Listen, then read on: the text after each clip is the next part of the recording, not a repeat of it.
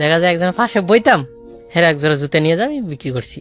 তা আমার মা যদি একটু ভাতটা মানে চুরি করে দিত, দেখা যায় আমার সৎ বাবা এটা হিসাব করতো। আচ্ছা, যে মানে সৎ বাবা মার কাছে গেলে দেখতেছেন যে মা মার খাচ্ছে, মার খাচ্ছে, আপন বাবার কাছে গেলে আপন বাবার হাতে নিজে মার খাচ্ছেন, মানে কোনো জায়গায় ওর কোনো শান্তি নাই আর কি। হ্যাঁ। হ্যাঁ, আমার ফ্যামিলিটা কোনো দিক দিয়ে আর কি কম না, মানে সবার ভালো অবস্থা, কিন্তু আসলে কেউ কারো আর কি দেখে না। মূল ঘটনা হলো যে আমার বাপ মার কথা নিয়ে আমি এখানে কথা বলতে চাইছি। জি। আপনার জন্ম জেলা কোথায়? লালমনিরহাট। লালমনিরহাট। হ্যাঁ, বাবা কি করতেন? বাবা তখন মানে বিভিন্ন ব্যবসা বাণিজ্য, হয়তো গাড়ি চালাইতেন। কয় ভাই বোন? আমরা একদিক দিয়ে মানে 5 ভাই বোন, আরেক দিক দিয়ে আমার আরো 2 ভাই বোন আছে। মানে আপনার বাবার 2জন ওয়াইফ, মানে আপনার 2টা মা ছিল? না, 3টা। 3টা মা ছিল। আপনি কোন মায়ের? আমি প্রথম পক্ষের। প্রথম পক্ষে। ঠিক আছে, শুরু করেন প্লিজ। আমার মা বাবা 2জনে তখন খুব ভালো আছিলেন। বিয়ে হওয়ার কিছুদিন পর এবং আমার কিছুদিন হওয়ার পর মা বাবার ছোটখাটো একটা ঝগড়ার কারণে বাবা আর কি রাগ করে আর কি আরেকটা বিয়ে করেন? রাগ করে আর কি টাউনে কাজ করতে গেছে। আচ্ছা আচ্ছা। এখন যখন রাগ করে বাপের বাড়ি থেকে বাড়িছে, তখন আমার মারে সবাই বলছে যে হেরে আটকাও। তখন আমার মা বলছে তার তো ছেলে আছে, সে যেখানে থাক, তার ছেলেকে ছাড়া না দেখা ছাড়া সে থাকতে পারবো না। মানে আপনার কথা বলেছে? আমার কথা বলেছে। আচ্ছা, আপনি প্রথম সন্তান? আমি প্রথম সন্তান। পুরো পরিবারে আপনি প্রথম, আমি সবার প্রথম। বড়? ওকে। তো দেখা যায় তখন মা এই কথা বলছে যে তার ছেলে দেখা ছাড়া সে থাকতে পারবে না, সে অবশ্যই চলে আইব। তা ওই যে বাপে শহরে কাজ করতে, রংপুরে কাজ করতেছিল, তো রংপুরে কাজ করার পর ওখানে একটা বিয়ে করে ফেলায়, এবং যাকে বিয়ে করে সে জানে না যে তার আর একটা স্ত্রী আছে। বিয়ে করার যখন সে বাড়িতে আনছে, তখন মা আর কি এটা নিয়ে খুব রাগারাগি হয়ে গেছে, মার লাগে আবার ঝগড়া হয়ে গেছে, যে সে এমন একটা ছোট একটা ব্যাপার নিয়ে সে বিয়ে করে আসবো, এটা মা ভাবতে পারেনি। যে যাকে বিয়ে করছিল সেও খুব ভদ্র আছিল, সেও বুঝতে পারে নাই যে তার একটা ওয়াইফ ছিল। সে আর কি তার বাপের বাড়িতে চলে গেছে গা, সেই ঝামেলার মধ্যে থাকবে না। তখন আমার মার লাগে আর কি মানে ঝগড়া ঝামেতে মার লাগে ছাড়াছাড়ি হয়ে গেছে গা, মানে এক মীমাংসাতে ছাড়াছাড়ি।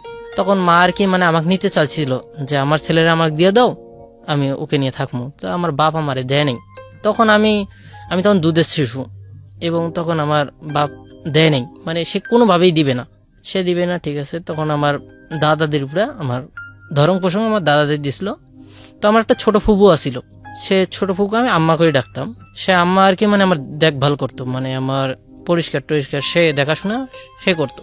আমার বাপ তখন ওই যে দ্বিতীয় যে স্ত্রী আছিল তার কাছে থাকতো, আর আমার মার এর মাঝখানে আমার মার অন্য জায়গায় বিয়ে হয়ে গেছে। ওকে ওকে। আপনি তখন বয়স কত আপনার? আমার এসব আমি বলতে পারি না, মানে খুবই ছোট তখন আপনি? তখন আমি তো বড় হয়ে মা বাবার পক্ষে রেখে আপনাকে অন্য এক জায়গায় বিয়ে করেছেন, আপনি তখন ফুপুর কাছে? ফুপুর কাছে। ওকে। কিন্তু আমার মা তো অন্যখানে বিয়ে হয়েছে, তখনই আমার মা কিন্তু আমার নিয়ে ওই জায়গায় বিয়ে হইতে চাইছিল, মানে সে রাজি ছিল, যে বিয়ে করছে সে রাজি ছিল, সে দ্বিতীয় কোনো বিয়ে করে নাই। সে আমার মাক বেলা অনেক আগে থেকে পছন্দ করতো। এখন সে আমার মাক বিয়ে করছে দেখে আমার সৎ বাপ তখন তারও বাপ তাকে আর কি তেজ পুত্র করে দিছিল, মানে সে বিবাহিত মেয়েকে আর কি বউ হিসেবে মানব না। তখন আমার এই সৎ বাপ তার জায়গা সম্পদ নিয়ে সে আলাদাভাবে আমার মাক নিয়ে ঘর করতেছিল। এর মাঝখানে আমার বাপ হঠাৎ করে মানে আইয়া আমার খোঁজ খবর নিত, ওই রংপুর থেকে দ্বিতীয় বউ থেকে আসা। তো খোঁজ খবর নিত আমি যখন হাঁটার মতন হইলাম এবং আমি কথা বলতে পারি, কথা আমার মুক্তি পড়ছে, তখন দেখা যায় মানুষ আমার বাপ আইতো, তা মানুষ আমার বলে দিত যে এটা তোমার আব্বু হয়, তোমার আব্বু করে ডাক দিবা। আচ্ছা। তো আমি যে যা বলতো আমি তখন তাই করে ডাকতাম। তো আমার এই ছোট যে ফুবু আছিল, সে আমাকে কি মায়ের আদর ভালোবাসা কেমন হয় জানি না, তবে সে ফুবু যতদিন আসিল আমাকে নিজের মানে মার চেয়ে বেশি দেখছিল।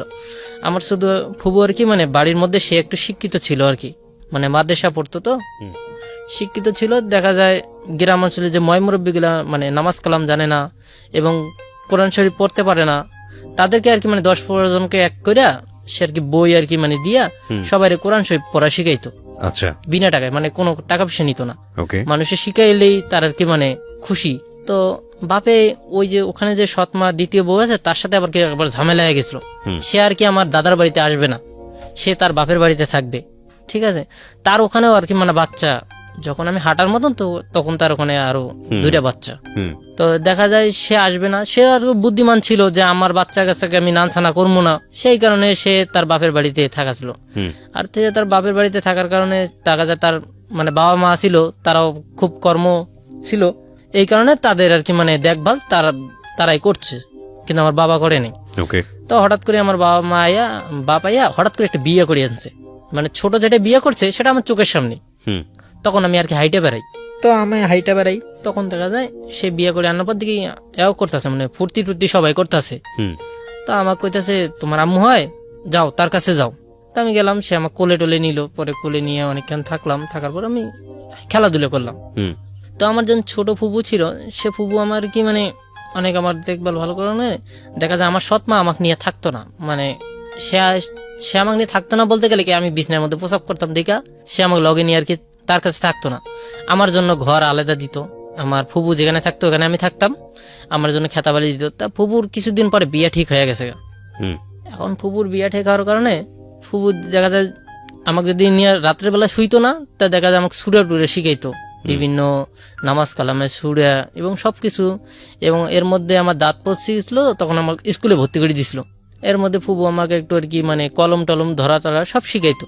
মানে ফুবু যতদিন আসছিল ততদিন আমার কি আমি যদি ছোটখাটো একটু ভুলও করতাম তা আমার বাপ আমার গায়ে মারতে পারতো না, ফুবু আমারে সেভ করতো। সেভ করতো।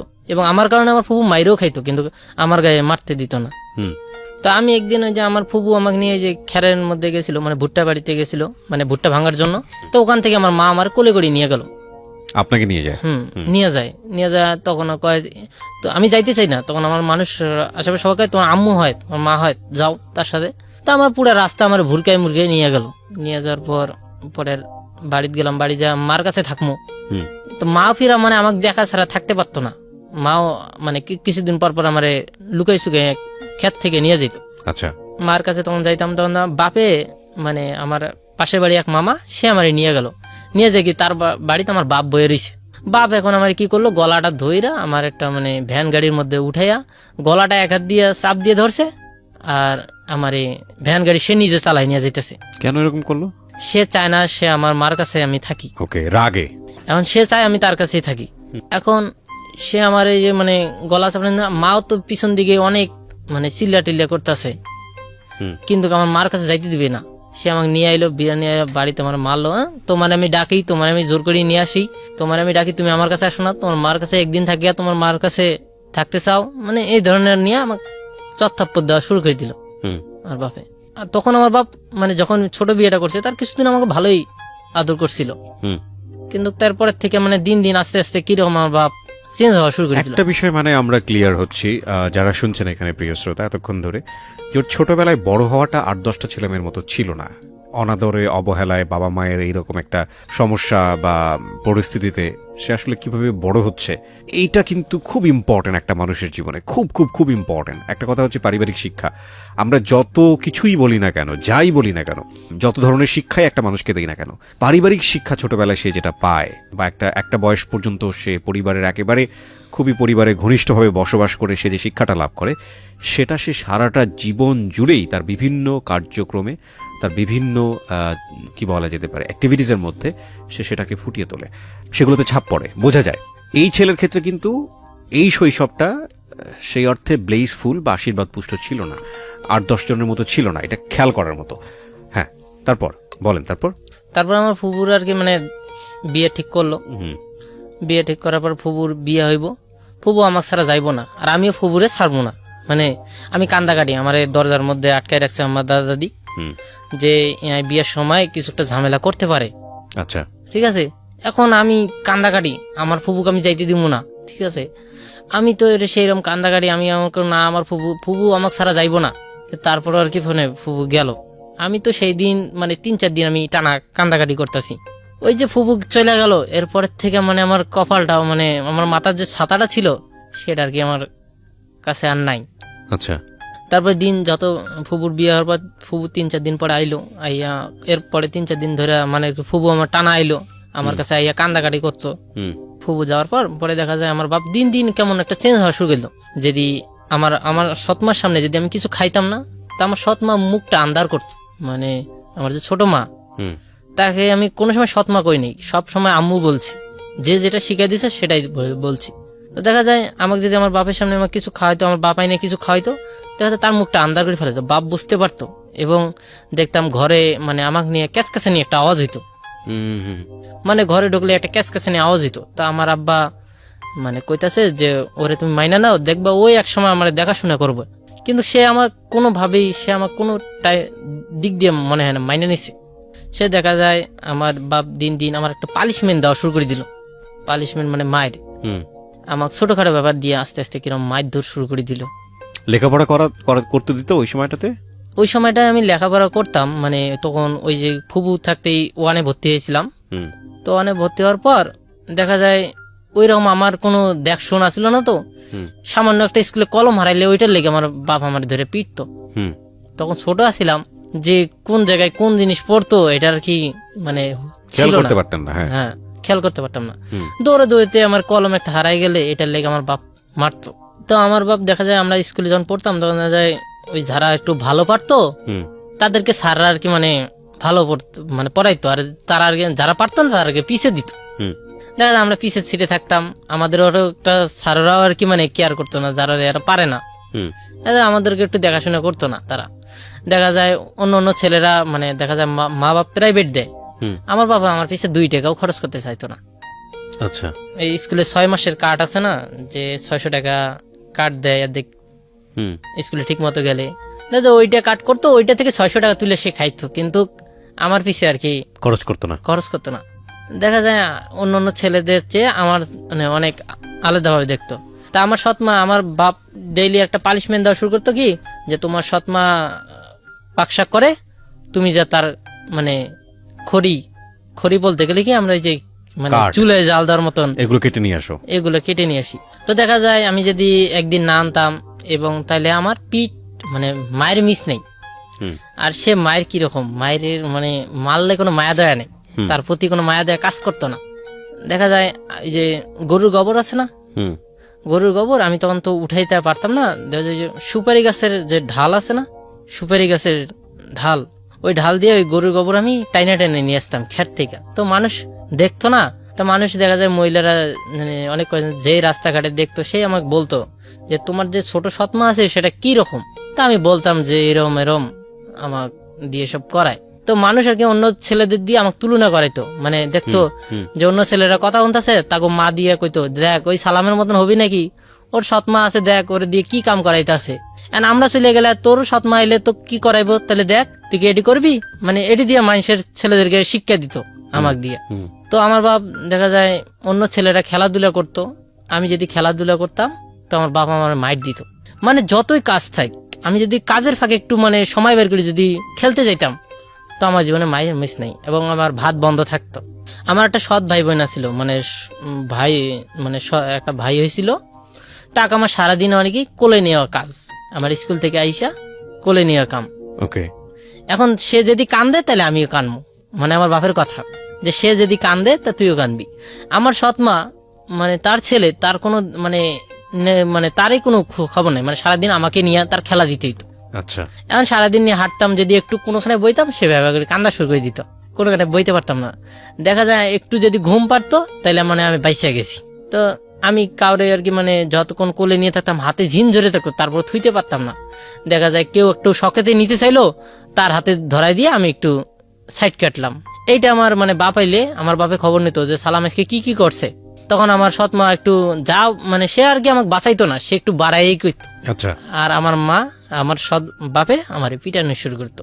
এরম দিন যাইতে শুরু করলো তত আমার মানে মায়ের দুর্বল। তো মানুষ বলতো যে তোমার ছেলেরা এইভাবে মারতেছো, ও তো বড় হইলে না সমস্যা হইব, ও তো মাথায় টাথায় মারো, দেখা যায় ও বড় হইলে কোনো কাজ করতে পারবো না, মাথা কাজ করবো না, এবং ওর কানের সমস্যা হইব। মানুষের এটা একটা খেলাধুলার টাইম, ওর একটু সময় দাও, ওর একটু খেলাধুলা করুক। যেমন অন্য অন্য ছেলেরা স্বাধীনতাভাবে ঘুরতে পারতো, আমি পারতাম না। দেখা যায় বন্ধু বান্ধবের সাথে খেলতে গেলাম না, তো আমার দিয়ে টিটকারি মারতো আমার বাপরে নিয়ে। হঠাৎ করে খেলতেছি পিছন দিকে কইতে সালাম তোর বাবাইছে বাপাইছে, দেখা যায় আমি খেলাধুলা দাঁড়িয়ে দৌড় মারা শুরু করে দিতাম। আপনার কি মনে পড়ে কখনো যে আপনার বাবা ছোটবেলায় আদর করেছে কিনা আপনাকে? আদর তো মনে হয় যখন আমার সৎমা ছিল না, ছোট সৎমা ছিল না, তখন আদর করছিল। দুই একটা ঘটনা মনে পড়ে যে বাবা আপনার জন্য বাজার থেকে কিছু কিনে নিয়ে আসছে, বাবা আপনাকে কোলে তুলে চুমু দেখা যায় খাচ্ছে? বাপ আমার লেগে কিছু নিয়ে আসতো, আমাকে নিয়ে সবসময় আমার একটু যত্ন হঠাৎ হঠাৎ করে আইয়া আমার খোঁজ খবর নিত, বাবা বলে ডাকতো? ডাকতো? হ্যাঁ। তাহলে আদর তো করেছে দুই একটা, কিন্তু এরপরে কিন্তু গিয়ে চেঞ্জ যখন হয়ে আমার যায় না? ছোট সৎমা আইলো তখন থেকে আমার মধ্যে আর আদর ভালোবাসা নাই। আচ্ছা। তো আমি যখন এটা তো মায়ের আমার হয়, তারপর আমার দেখা যায় আমি বিছনায় প্রস্রাব করে দেখা মানে এইটার লেগে আমার মানে প্রতিদিন মায়ের আছে যদি 10 দিন বাজে দিন আমি প্রস্রাব না করি বিছানে সেদিন আমি খুব খুশি যে আজকে আমি মায়ের থেকে বাইছে এখানে আমি একটা কথা বলে রাখি, অনেকেই হয়তো শুনে বিষয়টা হাসছেন এবং এটা আসলে বলার মতো বিষয় কিনা সেটা নিয়েও হয়তো অনেকে চিন্তা করছেন, কিন্তু যাদের শৈশবে এটা আছে তারা খুব গুরুত্বপূর্ণ একটা বিষয় আমরা যদি বলি যেভাবে আজকে আপনাদের সামনে আনতে চাই। একটা যেটা হচ্ছে যে একটা বাচ্চা যখন ঘুম থেকে উঠছে, অনেক বাচ্চাই কিন্তু এই কাজটা করে এবং এটা যে তারা ইচ্ছা করে করে তা কিন্তু না, কিন্তু অনেক বাবা মাই জানাশোনা থাকে না বা বোঝে না, যে কারণে তারা বাচ্চার উপরে টর্চার করে। এবং আপনি একটা জিনিস চিন্তা করে দেখেন, একটা বাচ্চা ঘুম থেকে উঠছে, ওঠার পরেই যদি সে এরকম বাবা মায়ের টর্চার বা এক ধরনের শাসনের মধ্যে চলে যায় শুধুমাত্র যেটা তার নিয়ন্ত্রণে নাই এরকম একটা কাজের জন্য, তাহলে প্রতিদিনই ঘুম থেকে ওঠার পরে সে একটা আতঙ্কের মুখোমুখি হচ্ছে। এবং যখন সে বুঝতে শুরু করে যে না আজকে সে বিছানায় এই কাজটা করেছে, তার মানে তাকে এখন একটা অত্যাচারের মুখোমুখি হতে হবে। তারপরে চিন্তা করে দেখেন বাচ্চাটার ঘুম ভাঙার পরে দিনটা শুরু হচ্ছে একটা আতঙ্কের মধ্য দিয়ে। এবং আপনি নিশ্চিতভাবেই মনে করেন যে এটা কিন্তু তার যে মানে ডেভেলপমেন্ট, যে চাইল্ড গ্রোথ, সেখানে কিন্তু বড় ধরনের একটা বাধার তৈরি করবে।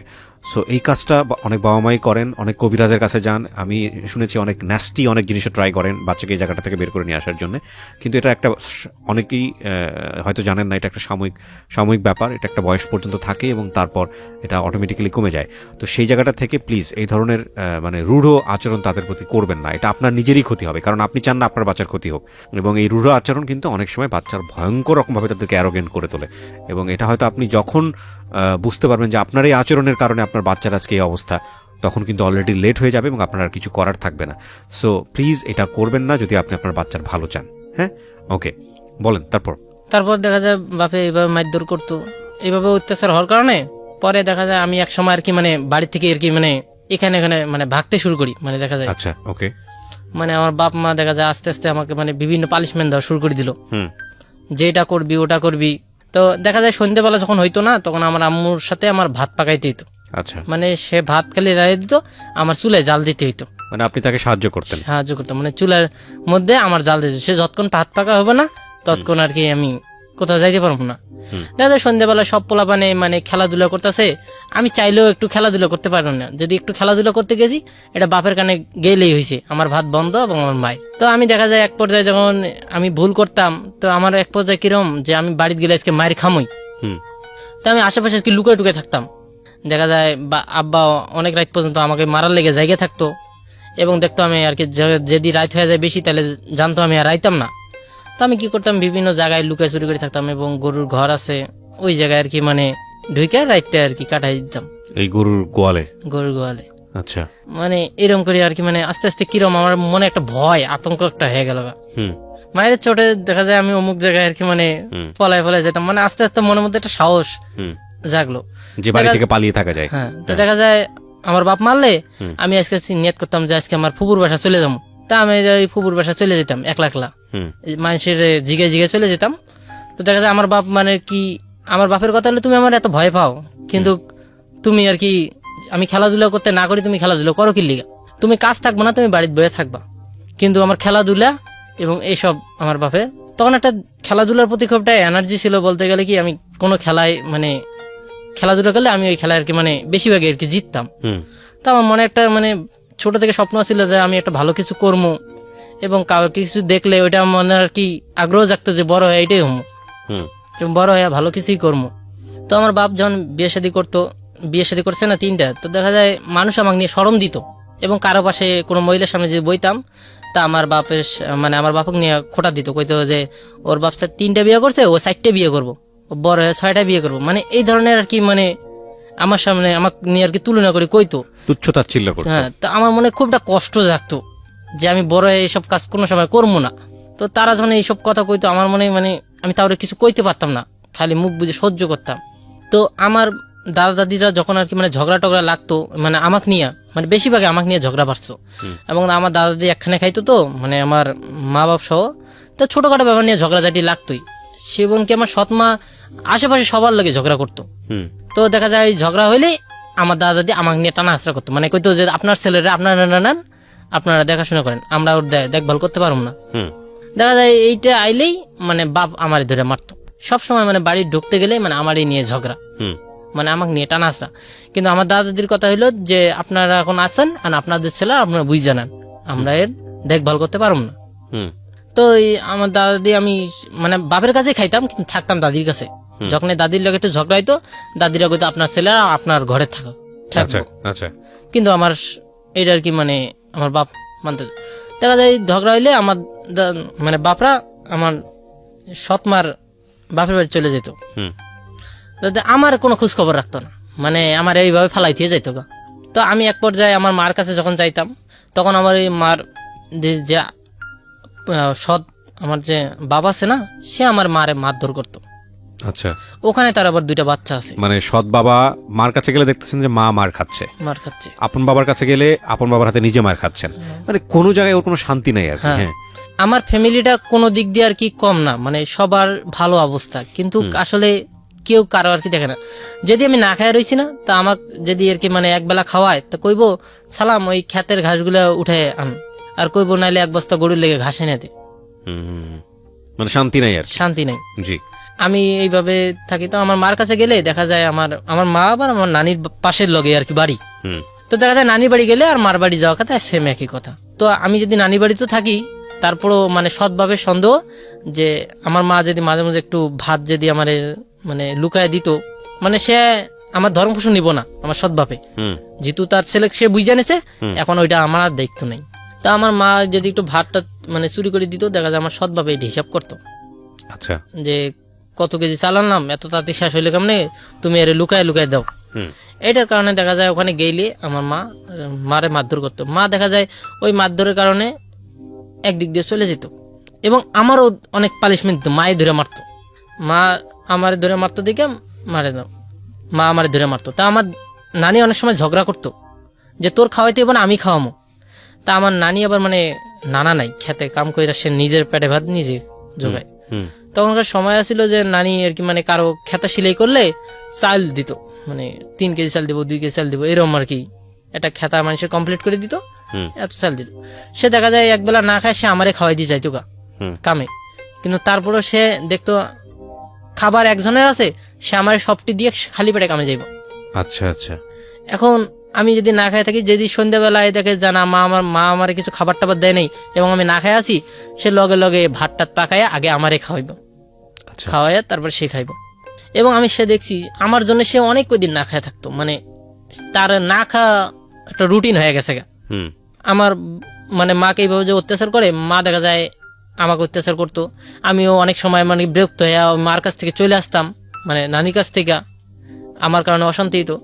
তো দেখা যায় অনেক সময় যে বাপের কানে মায়ের খেতে গেলে মার কানে যাই, তো মাও দেখা যায় মায়ের খেলে আমার লোকে পারতেছে না, দেখা যায় একদিক দিয়ে চলে যেতেছে। দেখা যায় তার আরো 2টা ছেলে পেলে আছে, মানে 2টা সন্তান আছে। দেখা যায় আমি একটা চিন্তা করছি যে আমার নানছানা করছো, আবার এই 2টা নানছানা আমার লেগে কইরো না। দেখা যায় ওইটা আমি সহ্য করতে না পেরে আমিও ফিরে আবার ওখানে থাকতাম না, যদিও 2-1 দিন থাকতাম, ওই অবস্থা দেখে আমিও আর কি চলে আসতাম। তো আমার মা বাবা আমার মানে মা যে এত মারতো, বলতে গেলে কি আমার মা বাবার মনে মারার সময় কোনো মায়া দয়া নাই, যে মারতেছে কোনো মায়া দেন তার প্রতি কাজ করে না। তো আমার মা বাবা 2জনে বলতো যে এক কথায় আমাকে জানোয়ারের তুলনায় দিত, যে তুই যদি মরে যাস তাহলে আমি বাইচা যাই, তুই মরস না কি লিগা, মানে বিভিন্ন খালি আমার মৃত্যু কামনা করতো তারা। তো এটা নিয়ে আমার পাড়া পরিবেশে অনেক কয়জনে আমার বাপের সাথে ঝগড়া বগড়া করতো যে আপনার ছেলেকে এইভাবে অত্যাচার করেন কি লিগা। তো দেখা যায় আমার বাপ ডাইরেক্ট কথা যে আমার ছেলেকে আমি মাইরা ফেলামো, আপনার যদি কষ্ট লাগে তা আপনারা যা পালে। তো আমার চাচা টাচা দেখা যায় আমি যদি বাপে মাইরটা করতে চাচার কাছে যাই লুকাই থাকতাম, চাচার কাছে গেলে বাপে আর যাইতে পারতো না।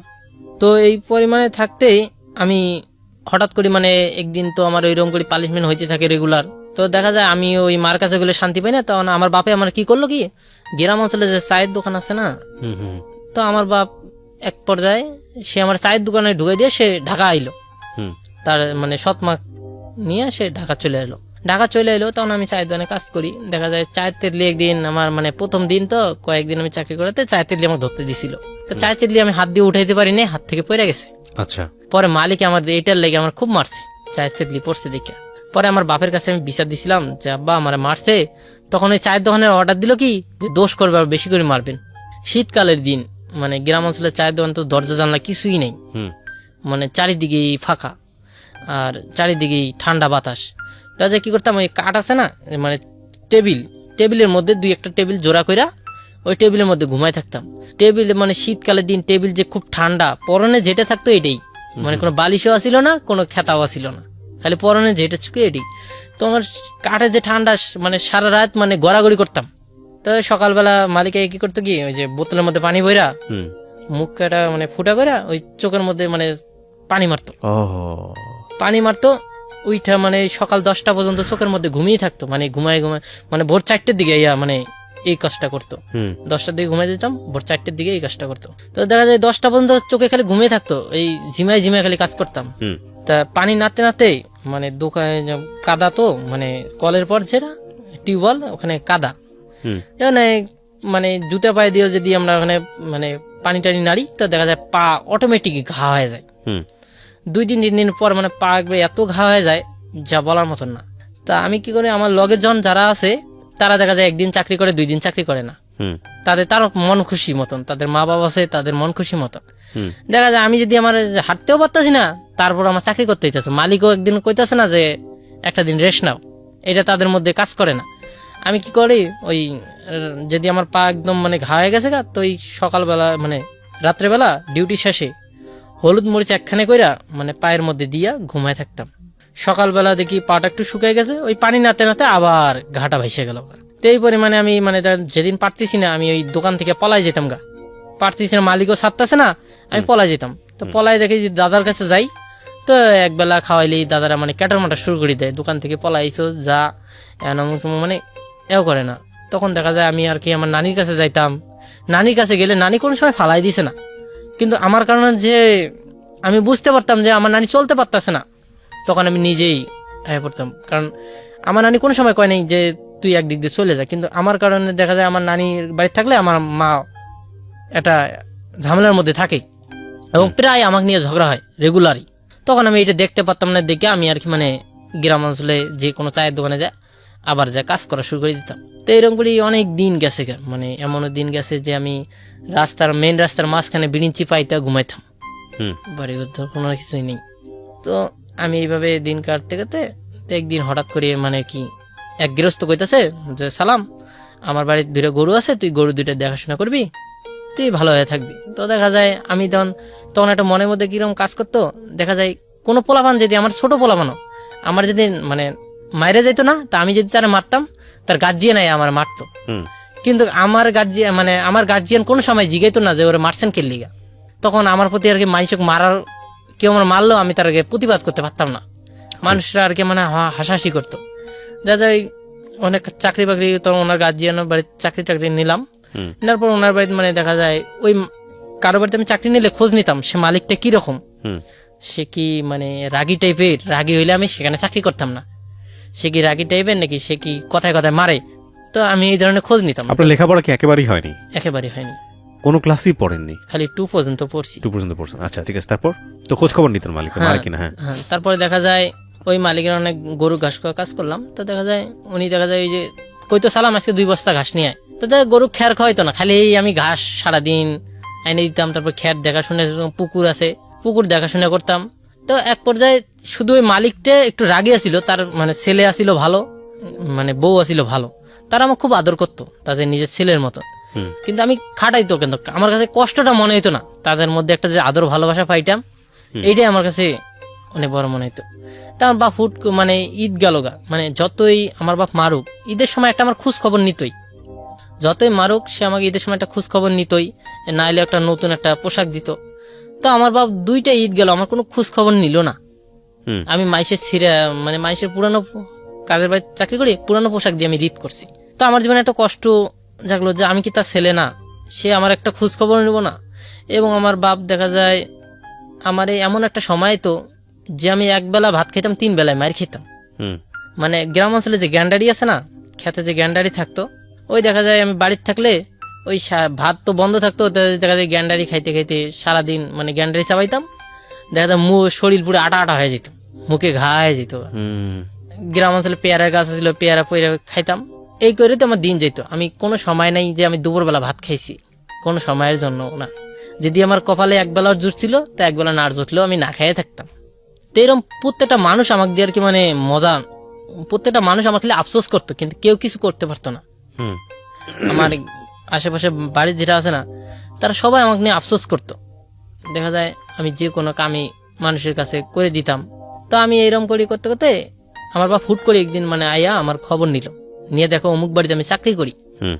তা আমার ওখান থেকে নিয়ে আসলো, নিয়ে আসার পরে আমার বুঝাই শুনে আবার ওই চায়ের দোকানে ঢুকাই দিল। আচ্ছা। যে চায়ের দোকানে আমার খুব মারধর করতো, আর ওই চায়ের দোকানে আমার ওই হাত পা ঘা হয়ে যেত, ওটা আমার ওটা ভীষণ একটা অপছন্দ হয়ে গেছে গা। আর বাপ পরে থেকে ওইখানে আমাকে ঢুকাই দিল। তা আমি আবার শুরু হইব যে বাপে আমাকে আবার প্রতিদিন মারধর করা শুরু করে দিব। তা আমি কি করলাম, আমি চিন্তা করলাম যে আমি আজকে পালাই যাবো।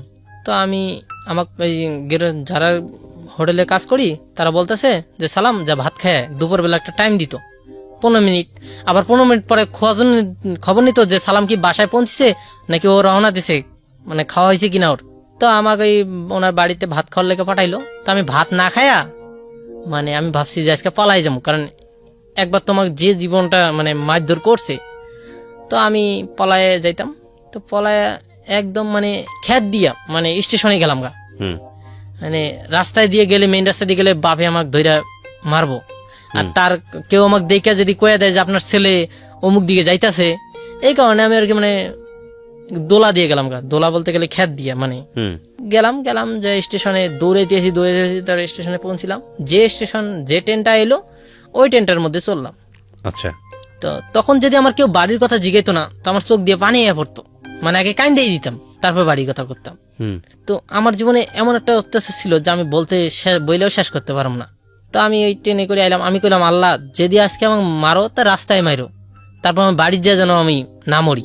তারপর ওই যখন ট্রেনটা গেল তখন মনে হলো যে নরক থেকে মুক্তি পেয়ে ফেলাইলাম। ট্রেনে মানে দেখা যায় ঢাকার কথা যারে কমু সে আমার বাড়ির কথা দেখাই দেয় যে এত ছোট বলা কিসের ঢাকা যাবো, যাও বাড়ি যাও। তো দেখা যায় রংপুর পর্যন্ত আমি আইছি, ঢাকার ট্রেন এখন আমি চিনি না, এবং ঝাড়ি জিগাই সে আমার ওই ঢাকার ট্রেন দেখাই দেয় না। তো দেখা যায় আমি কি করি, তা আমি চিন্তা করতেছি যে বাড়ি থেকে ভাগছি, তখন কি করবো, আমি তো বাড়ি যাবোই না। আমার কথা এরকম রাস্তায় মরম, তার বাড়ি যাবো না।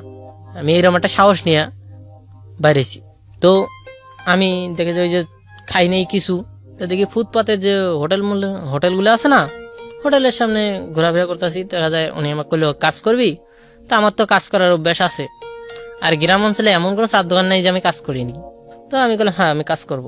তো দেখা যায় আমি কিছু সময় কাজ করিয়া আমার কিছু খাওয়াইলো, খাওয়ার পর আমি ওখান থেকে চলে এলাম। চলে যাওয়ার পর আমি চেষ্টা করলাম যে আমার ঢাকার ট্রেন যেভাবে হোক আমি ঢাকায় যাব। মানে মানুষের কাছে শুনছিলাম যে ঢাকায় গেলে অটোমেটিক কি কাজ পাওয়া যায়। তা আমি ভাবছিলাম যে আমি হয়তো দূরে যাই আমি একটা কাজ নিজেই বের করবো। আর আমি ভাবছিলাম হয়তো গ্রাম অঞ্চলের মতন শহর, হয়তো গ্রাম অঞ্চলের মতন ছোটখাটো ওখানে গেলে অটোমেটিক কি কাজ পাওয়া যাব। কিন্তু পরে যখন আমি মানে কেউ আমাকে বলে না, তখন ওইভাবে 3-4 দিন আমার ওখানে স্টেশনে গেল গা। যাওয়ার পর এক সময় একজনে কইতেছে ঢাকায় চলে যাবে, তো ফোনে কথা বলতেছে সে। তা আমি ওভারব্রিজের উপরে, তা আমি ফোনে কথা বলতেছে। পরে তারে আমি আর কি জিগাই নেই যে আমি ঢাকায় যাবো। সে যে ট্রেনে উঠছে আমি তারে ফলো করে সেই ট্রেনে উঠছি। সে ফলো করে উঠছি, পরে ঢাকায় আসছে। তখন টিটিরা সবাই আর কি ডাইকে ডেকে উঠাই দিতেছে যে ওঠেন ঢাকায় এসে। তো আমি ঘুমাই গেছি আর সিটের মধ্যে। তা আমাকে আর কি মানে ডাইকে উঠে দিল, বাবু তুমি ওঠো নামো। এটা আমি কই যাইবা, আমাকে কইলো কই যাইবা। তা আমি বললাম ঢাকায় যাবো। কয়টা ঢাকা নামো। তা নাইমা দেখি বিশাল বড় স্টেশন, কমলাপুর। তো দেখা যায় এ মাথা থেকে এ মাথা এলেই মানে পাও ব্যথা উঠে যায়। তা আমি প্রথম তো আইছিলাম, কাউরে চিনি না। আর আমার এক ভাই ছিল পরিচিত, সে বড় ভাই আমাকে খুব আদর করতো। তো আমি চিন্তা করলাম যে বড় ভাই কত খুঁজে যাবাম। তো না, এই বিল্ডিং এর কোনো শেষ নাই, আমি খুঁজবো কেমন করে। আমি যে পাশে গলি দিয়ে হাঁটা শুরু করি দিয়ে ঘুরা গেড়ে স্টেশনে এসে পৌঁছি। তা আমি প্রথম যখন মানে কোনো দোকানে 2 গ্লাস পানি খেলাম, মানে পেটে তো খিদা লাগছেই, কিছু তো কারো কাছে কইতে পারি না, কারণ আমি কোনো সময় আমার আত্মীয় স্বজনের কাছে আমি কোনো সময় চাইনি, কোনো সময় খাইনি। পেটের মধ্যে ভোগ থাকলে এটা সহ্য করে রয়েছিলাম, কিন্তু কারো কাছে চাইনি। তো তার কাছে আমি 2 গ্লাস পানি খেয়েছি, সে আমার কাছে পানির টাকা চাইলো। তা আমি বললাম ভাই আমার কাছে তো আসলে পানির টাকা নাই। পরে আচ্ছা তাহলে লাগবো না, যাও গা। তরে আমার পেটে খুব খিদে লাগলো, প্রায় 1-2 দিন আমার ওই অবস্থায় চলে গেল। আমি পেট ভইরা পানি খাই, পেট ফলে কিন্তু পেটে খিদে মেটে না। তো এমন একটা পর্যায়ে এলাম। তো দেখা যায় পরে আমি কি করলাম, আমি কারো কইতে পারতেছি না, সবাই দেখি দ্রুত গতি যে যাওয়া হয়েছে। আমি কিন্তু কেউ জিগাইতেছে না যে কাজ বাজ করবা কিনা। দেখা যায় এই সন্ধান করি আমি চলে যাবো, সবাই দ্রুত গতিতে যাইতেছে। তা আমি বইয়া রয়েছি জিম লেগে, কাউরে কিছু কইতেও পারতেছি না। মনে হইতেছে যে না কিছু চুরি করে খেয়া পেটটা শান্ত দেবো, মানে আমার সামনে অনেক খাবারের দোকান আছে, মনে আমি অটোকে চুরি করতে পারবো, এরকম আমার সাহস আছে, কিন্তু আমার সাহসে কুলাইতেছে না আমি মানুষের জিনিস চুরি করি খামো। তো এক পর্যায়ে এমন একটা সময় হয়ে গেল যে আমার মুখ দিয়ে কথাও বাইরে না এবং আমি খাড়াইতেও পারি না।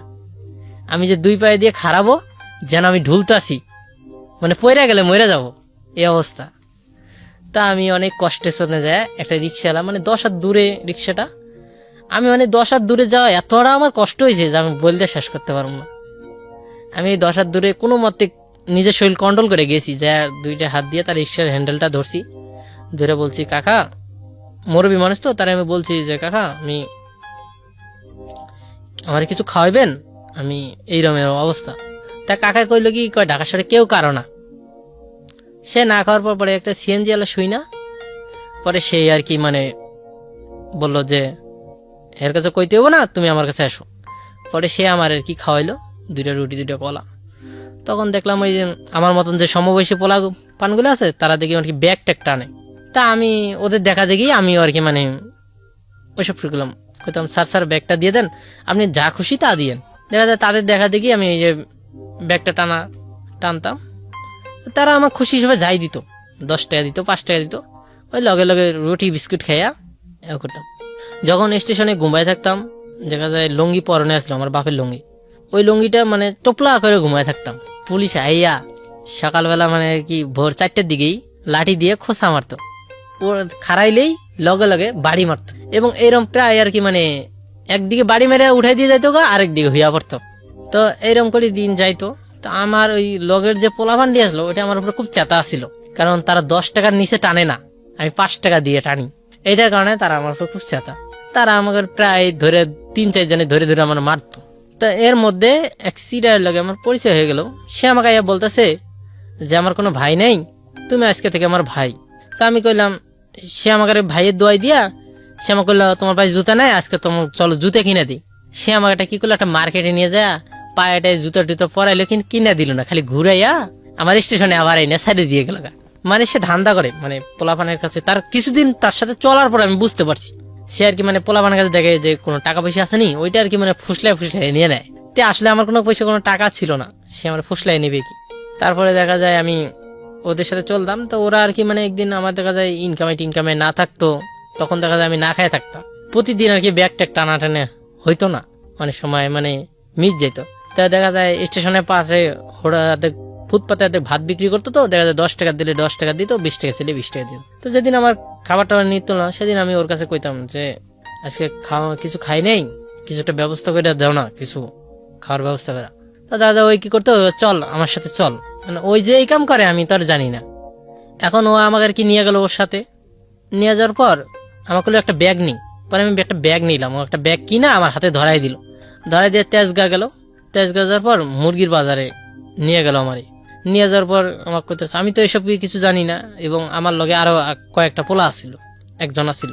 দেখা যায় আমাকে ব্যাগটা ধরতে কইতো, ও দেখি আর কি ওই মানুষের সামনে মরা মুরগি টোকাইয়া ব্যাগের মধ্যে ভরতেছে। তো ব্যাগের মধ্যে ভরতেছে, তখন দেখা যায় ও আমারে কইলো এটা ভর। পরে ভৈরার নিয়ে গেলাম, নিয়ে যাওয়ার পর কমলাপুরে যে ভাঙা যে বগিগুলো আছে, ওই বগিগুলোর মধ্যে নিয়ে সে ঢুকাইলো। ঢুকার পর দেখি সে নিজে আর কি মানে খলাইয়া চামড়া টামড়া করে দেখা যায় সে গলা বেলেট দিয়ে ফোঁস দিল, মুরগির গলা ফালাই দিল, ওখান থেকে 2-3 ফোঁটা রক্ত পড়লো, ওটা আর কি মুরগির গায়ে মাখাই দিল। তখন তো আমি অনেক ছোট, আমি খালি এইসব দেখে রাখছি। তা আমি দেখি আর কি মানে ওই মুরগির মাংস মাখাই দিয়ে পলিথিনে ভইরা স্টেশনের ওভারব্রিজের লগে হোটেল আছে ওখানে বিক্রি করে দিল।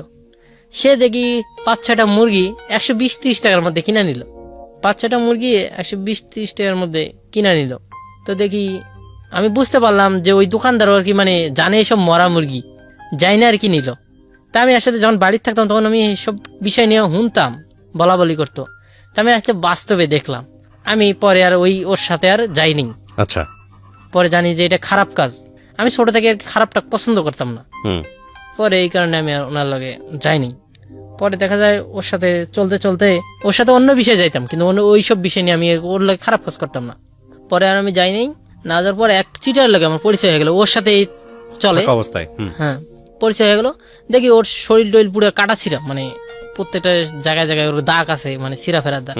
তা ও আমাকে কইতেছে, দেখা যায় আমারও কোনো সময় ইনকামে না থাকতো, তো দেখা যায় ওই আর কি আমাকে যেমন কইতেছে যে জুতা চুরি কর। আমি কইছি না আমি পারবো না, মাইসে ধরে আমার পরে মারবো। ও দেখি আমার চোখের সামনে মানুষের জুতা চুরি করে ফেলাইলো, মানে মানুষ কোত্থেকে দিত?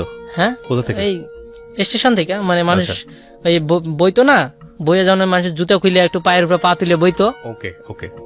দেখা যায় সামনে এই মানে আপনার জুতা মানে পায়ের মধ্যে ভইরা নিয়ে হাঁটা শুকিয়ে দিব, আপনি বুঝতেও পারবেন না, মানে এই অবস্থা।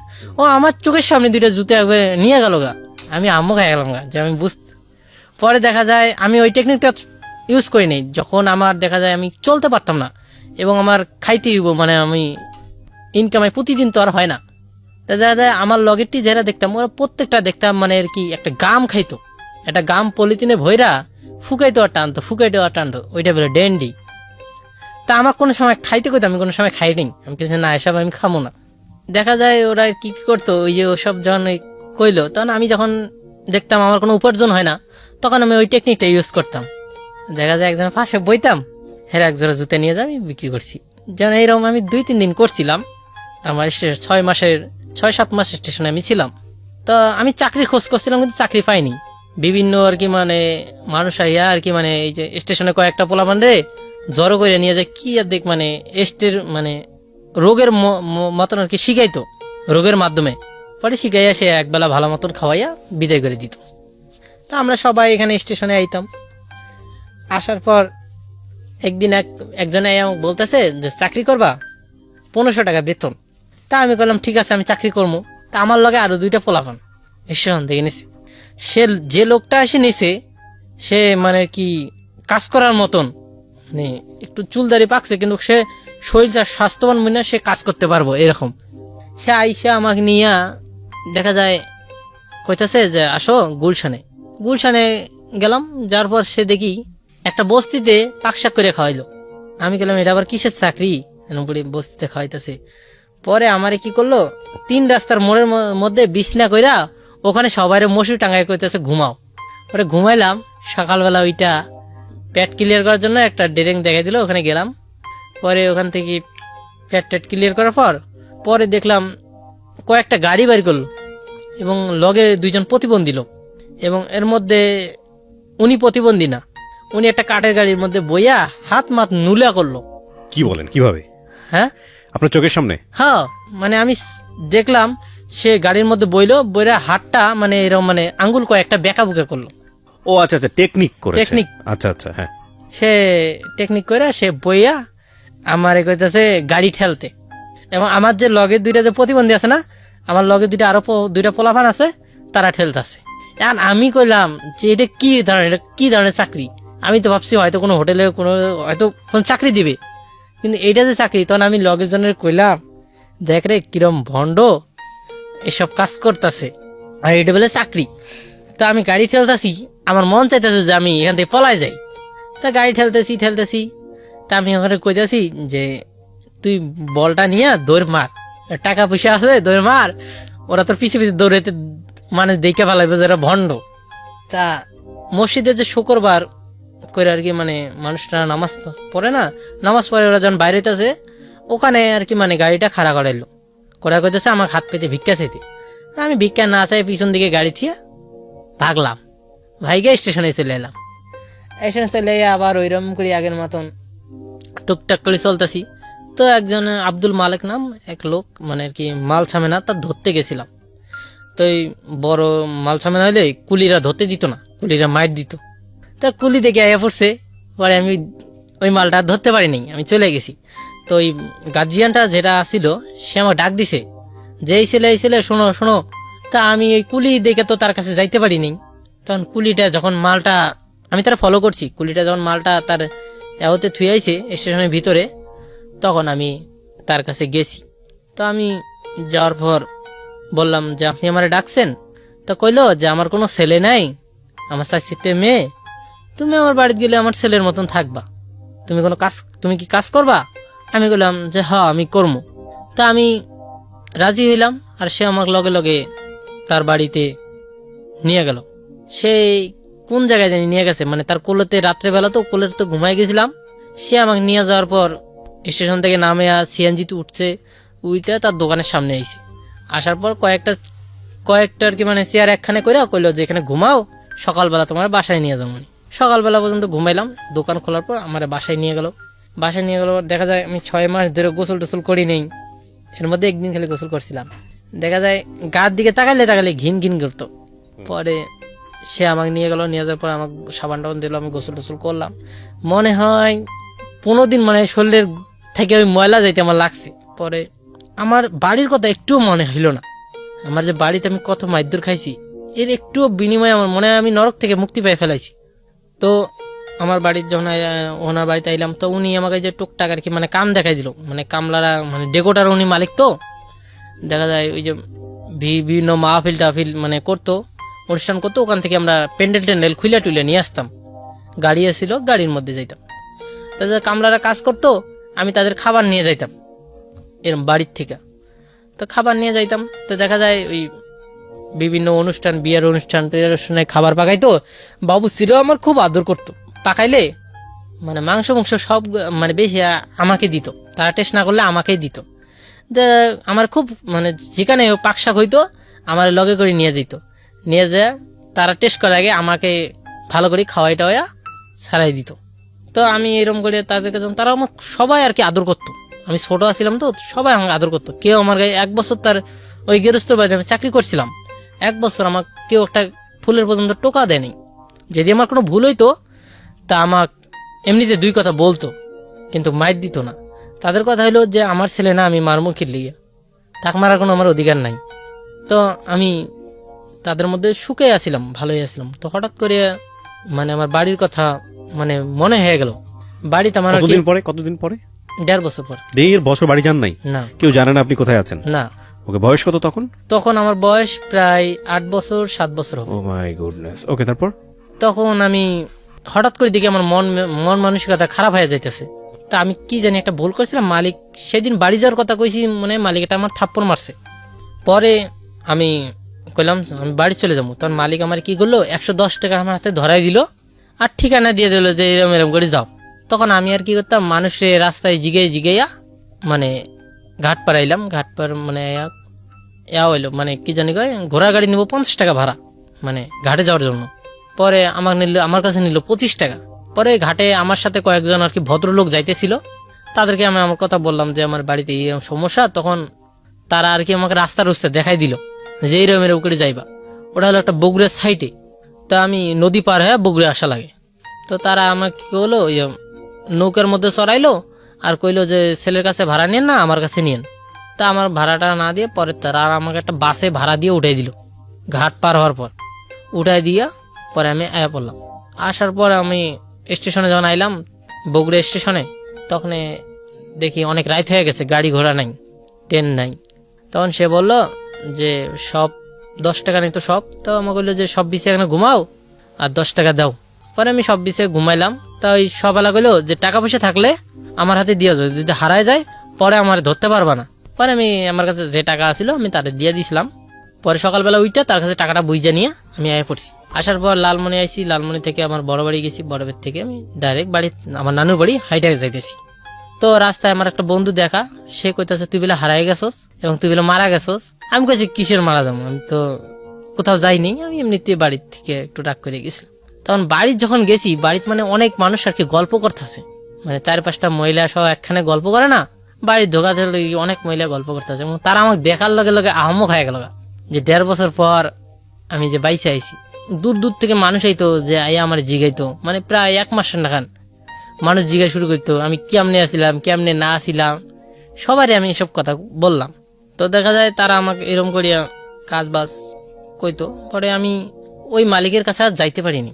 আমি আইতে পারছি কিন্তু ওই ঠিকানা মনে করে আর যাইতে পারিনি। গ্রাম অঞ্চলে আবার আমার বাপের কাছে আমি তখন থেকে আর যাই না, তখন থেকে তার সাথে আমার কোনো যোগাযোগ নেই। তো আমি তার কাছে চলে আয়া পড়লাম। আসার পর মানে আমি অনেকদিন বাড়ি ছিলাম, বাড়ি থেকে আমার যাইতে দেয় না। বাড়িতে আসে শোনার পর মানে ওরা শুনলাম যে ওরা তাবিজ করছিল আমার, মানে বিভিন্ন কবরেজের কাছে, মানে এই 1.5 বছর দৌড়ি করছিল আমার নানি আর আমার দাদা দাদি। বিভিন্ন কবরেজ কইছিল যে 1 সপ্তাহের মধ্যে আয়া পড়বো। আমি 1 সপ্তাহের ভিতরে আয়া পড়ছি। পরে আমি চাকরি বাকরি আয়া পরে তখন একটা সাহস হয়ে গেছে গা, তখন যে কোথাও আমি একলাই যেতাম। তো আমার যে ছোট ফুবুটা আছে না, ফুবু মানে ওই আগের মতন হয়ে গেল। তা ফুবু আমাকে কইতেছে যে আমার বাড়িতে একটা আমার জানা মতে আমার তোর সম্পর্কে ফুবু হইব, তার একটা মুদির দোকান আছে, ওখানে চাকরি কর, বাড়িতে যেমন ঝগড়াঝাড়ি বাড়িতে ক্যাটক্যাটার মধ্যে না থেকে চাকরি কর। আমার ছোট ফুবু চাকরিটা দিয়ে দিল। তো দেখা যায় আমি তার দোকানে যখন প্রথম চাকরিটা নিয়ে গেলাম, তো দেখা মনে হইলো যে সে আমাকে মানে প্রথমেই বললো, দোকান টোকানে বুঝাই টুজাই দিয়া বলে দিল যে আমি না থাকাকালীন আমার বাপও যদি বাকি খায় তার কাছে টাকা ছাড়া কোনো জিনিস দিবি না। আমি কই ঠিক আছে, পরে ঝগড়াঝাটি হইলে আমি বুঝবো। তো দেখা যায় আমি যখন প্রথম বইলাম আমার সবকিছু দেখাই দিল, তো আমি যাকে পান দেই সে আর কি মানে খায়া কয় পরে পরে। তা আমি লগে লগে দোকান থেকে লাভ দিয়ে কইতাম, লঙ্গি টঙ্গি টাইনে ধরতাম যে না আমি পরে হইলে এটা আমার মালিকের কাছে খাই না, আমার কাছে খাওয়া যাবে না, আমার মালিক আমাকে নিষেধ করে দিছে।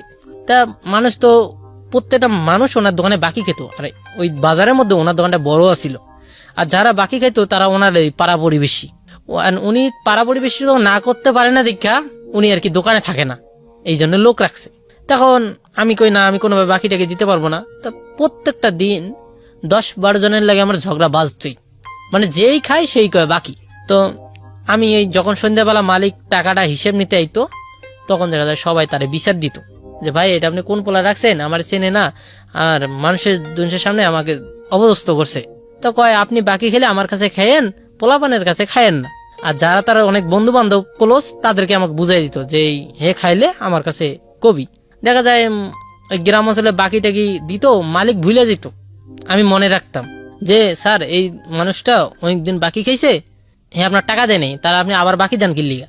তো এরকম মানুষের আর কি মানে জায়গায় জায়গায় অপদস্থ করতাম। তো মানুষ আমার উপরে খুব খেপা, গ্রাম অঞ্চলের মানুষ। তার আপন শালা দোকানে একদিন মানে মাঝে মাঝে তার বাড়িতে আইতো, আসার পর দোকানে এই যে ক্যাশে বলে ক্যাশ থেকে টাকা চুরি করতো। হাতে নাতে ধরাই দিছি, আমি হাতে নাতে ধরাই দিছি দেখা মালিকের বউ আমার উপরে খুব চেতা, আমি তাকে আম্মা করে ডাক দিই, সে আমার উপরে খুব চেতা বলতে গেলে তার ভাইকে ধরাই দিছি দিয়ে। এখন পরে মালিকের ভাই, আপন ভাই, মালিক তার সব খরচ বহন করে, মানে টাকা পয়সা সব খরচ বহন করে, তারপরও সে ক্যাশ থেকে টাকা চুরি করে ক্যাশে বইলে। আমি তারে হাতে নাতে ধরাই দিছি। পরে মালিকের তারে হাতে নাতে ধরাই দিছি দেখা মালিকের বাপ আমার উপরে খুব চেতা, তার ছেলেরে ধরাই দিছি দেখা। মালিকের একটা বড় ভাইয়ের ছেলে আছিল ছোট, সেও ওইটা টাকা চুরি করছে, তারাও দিছি ধরাইয়া। তারে ধরাই দিয়েছে মালিকের ভাই আমার উপরে খেপা, মানে সবাই আমার উপরে খেপা।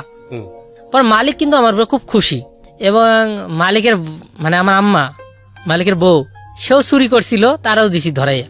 মানে জিনিস তো দেয় আবার মানে দোকান থেকে ওরা চুরি করে। আমি থাকাকালীন আমি যাকে চুরি করছিল তাকে দিছি ধরাইয়া। তা আমার উপরে যেই রাগটা হোক, কিন্তু কথা হইলো মালিক আমার উপরে খুশি। তা আমি যখন দোকান থেকে নামতাম, মালিক দেখা দিত কয়েকটা পোলা পান্ডে আমার বন্ধু বান্ধব যারা আর কি ওখানে হইতো, তাদের ফসলাই দিত যে দেখ ওর কাছে হাসতে কোনো টাকা টুকা পাসনি। দেখা যায় ওরা আমাকে জড়াই মরাই ধরতো, ইয়া কি ফাইজলের মধ্যে আমার পকেটটা হাতাহাতি করতো, তা আমার কাছে 2 টাকাও হইতো না।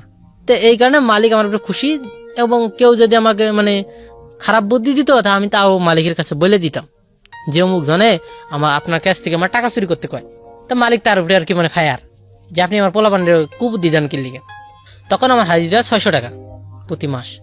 তা আমার জন্য মালিক একটা অ্যাকাউন্ট করছে যে তুই কয় বছর চাকরি করবি, ওই বছর তোর এই অ্যাকাউন্টে টাকাটা জমাইব। তা আমি চাকরি করতেছি, তো দেখা যায় বাজারে যত দোকানপাট আছে সবাই আমার মানে সবাই আমার ডাকাডাকি করে যে তুই আমার দোকানে চলে আয়, তোর 1500 টাকা দিমু, কেউ কত 1000 দিমু। তা আমি কারো কথা শুনতাম না, আমি এখানেই থাকতাম। তো আমার লগে তার একটা বড় ছেলে একটা ছেলে আসিল, তার লগে আমার খুব, তার সাথে আমার কি মানে লগে দোকান, ওরও দোকান আছে আমারও দোকান আছে।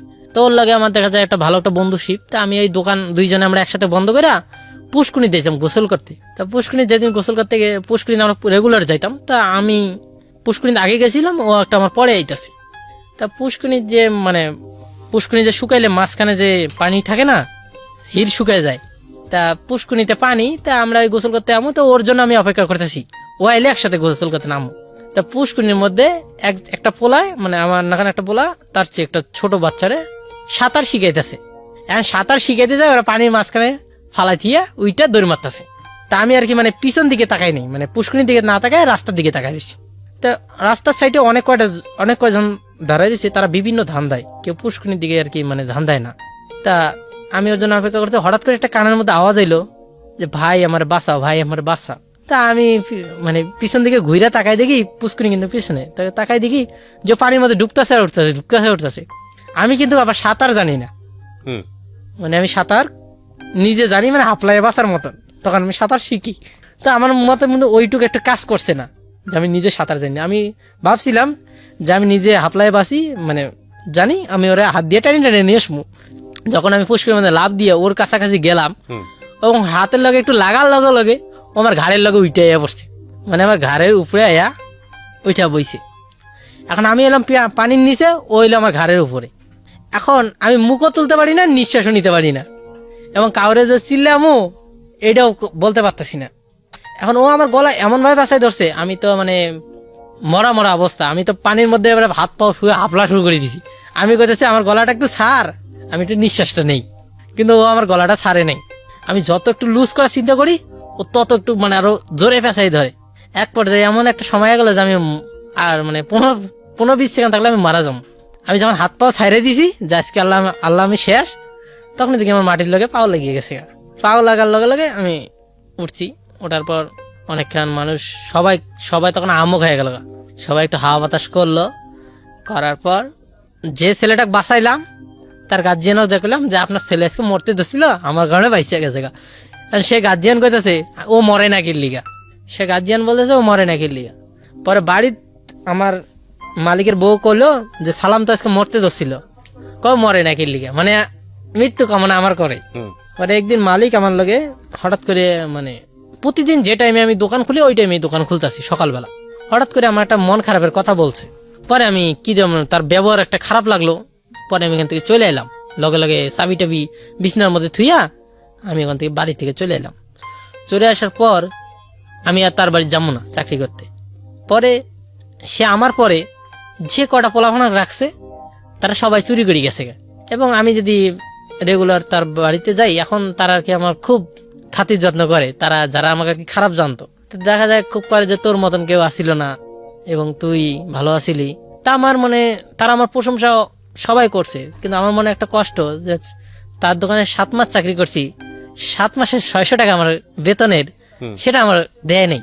এবং তার আমার প্রশংসা করছে আমার আত্মীয় স্বজনের মধ্যে আর কি, কিন্তু তার আমার দিল না, কিন্তু আমার প্রশংসা করে এবং আমি গেলে আমার খাতির যত্ন করে। কিন্তু আমার মনে একটাই কষ্ট যে আমি যদি এত আপনাদের উপকার করে থাকলাম, তা আমার 600 টাকা বেতনের ওইটা আমাকে দিলেন না কেন? ওটা তো আমি পাওনা আছি, তো এটা আমাকে দেয় নাই, আমি আর চাইও নাই। কিন্তু আমার মনে হয় এটা জমা আছে আর কি, যে কোনো সময় যদি আমার কিছু কয় তো আমি এই কথাটা তুলমু। এরকম করে বাড়িতে থাকতাম। তো বাড়িতে থাকলে বাড়িতে এই নানি ক্যাটর মাটর করতো, নানি পান টান খাইতো। তো গ্রামে যদি কারো কোনো গাছ টাছ চড়া লাগতো, আমার খোঁজ করতো যে সালাম আসেনি, ওর একটু সন্ধ্যাবেলা আমার বাড়িতে পাঠাই দিয়েন, আমার সুপারি পাইরে দিয়ে দিব। সুপারি পাইরে দিতাম, মানুষরা গাছ হিসেব করতো, মানে 2-3টা সুপারি দিত। যদি আমি একদিন সুপারি বেরিয়ে মানে দিতাম, তো দেখা যায় কেউগুলো কাস্টেমি করতো, মানে বড় বড় গাছ চড়তাম তো কাস্টেমি করতো, একটা সুপারি ধরাই দিত। ওই সুপারি দেখি যে পারলে এই ঝাড় জঙ্গলে ফালাই দিতাম। পরে দেখা যায় 1-2টা ধরাই দিলে পরে আমরা রেখি ওই ঝাড় জঙ্গল বিছলে বসে পরে সুপারিটি নানিকে যাই দিতাম। আমি বেচতাম না, আমি সব নানিকে দিতাম। নানি পান খাইতো তো, তা আমি তার চিন্তা করে তার মানে খড়ি খেয়ার লাকড়ি টাকড়ি এইসব ব্যবস্থা করে দিতাম বাড়িতে থাকলে, নানির কাছে থাকলে। তা নানি প্রায় নিষেধ করতো যে তোর যদি এই গাছটা চইরা হাত পা ভাঙা যায় তোর দেখবো কেডা, তোর তো মা বাপ থাকিও নাই, তোর দেখবো কেডা, তোর গাছটা সরার দরকার নেই। না চললেও দেখা যায় গ্রামে কেউ না চলুক, মানে আমারে খোঁজ করবই, আশেপাশে যত মানুষজন আছে। তা মানে প্রায় আমাকে এটা নিয়ে বকাচকা করে যে গাছটা চড়ার দরকার নাই আর এটি নিয়ে। তা আমার দেখা যায় বাড়িতে কোনো যদি কেউ যদি খারাপ টারাপ কথা বলতো, এবং আমার লগে সমবয়সী যারা কথা বলতো তাকে আমি মারধর করতাম, মানে খারাপ বকাচকা করলে মারধর করতাম, মানে খারাপটা আমি পছন্দ করি না। পরে আমি প্রায় এরকম করি যে আমার মা নিয়ে আবার ক্যাটর ম্যাটর শুরু হইতো। এরকম কারণে আমার বাপের কাছে তখন থেকে আমি আর বাপের কাছে যাই না। সে যদি আমার বাপ যদি আমার মানে আমার কইতো কি যে তুই মরস না গেলি, আমার বাপে কইতো আমরা হলাম বাপের দিক দিয়ে 5 ভাই বোন। সে বাপের দিক দিয়ে 5 ভাই বোন, সে আমাকে সবসময় খোটা দিত যে 5টার মধ্যে একটা মরলে আমি বাইসা যাই, মানে আমার মরণ কামনা করতো। এক পর্যায়ে আল্লাহর কাছে আমি অনেক ফরিয়াতি করছি যে আল্লাহ এই নরক থেকে আমার মুক্তি দে। এবং আমি মনে হয় আল্লাহর কাছে কইতাম সবার মরণ দেশ, আমার মরণ দেশ না গেলি। এখন আমার মাকে বাবাকে বলি যে আমার মনে যে কষ্ট দিয়েছেন এটা তো মাইরাই ফেলাইতেন, জন্ম না দিয়ে পালাচ্ছি মাইরাই ফেলাইয়া ফেলতে পারতেন, দুনিয়া দেখাইছেন কি লিগে? তারা কেউ আমার দাবি করে না, মানে আমার বাপে আমার কইতে পারে না তাকে আমি দাবি করি। আমি তাক একদিনে নিষেধ করে দিছি যে আপনি আমাকে মৃত সবসময় ভাবছেন, ওই মৃতই সবসময় মনে করেন। আপনার এই যে বলার জায়গাটা না, এতদিন কোথাও এই মন খুলে কথাগুলো বলেছেন কারো কাছে?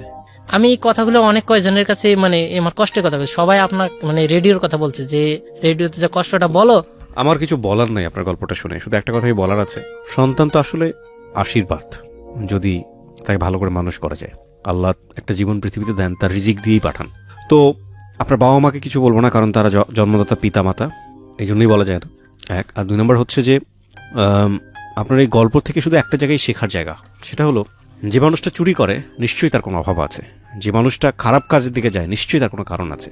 তবু হাজার কারণ থাকলেও কেউ খারাপ কাজ করুক এটা আমরা বলতে চাই না, নিশ্চয়ই করবে না। আপনার যদি পারিবারিক শিক্ষাটা থাকতো, আপনার যদি সাপোর্ট থাকতো, আপনার যদি খাওয়া দাওয়ার ব্যবস্থা হতো, আপনি কি জুতা চুরি করতেন? আমার জীবনে খালি আমি যখন আমি চলতে পারিনি তখনই যা করছি, এবং আমি জানি এটা খারাপ, কিন্তু আমার লগে যারাই তো আমার ওই যে গাঞ্জটির লগে থাকতাম না, দাদা ওরা আমাকে কইতো যে ওরা গাঞ্জা খাইতো, আমাকে তো দি খাবি, আমি কইছি না আমি খাবো না। আমার কোনো সময় জোর করে নাই, কিন্তু আমি কোনো সময় জোর করলে খাই নাই ওই জিনিসটা, কারণ ওটা আমার কাছে খারাপ মনে হয়েছে। যখন আমার ফুবু ছিল তখন সে কিছু কিছু আমার মাথায় ঢুকাই দিছে যে এটা খারাপ, এরকম কইরো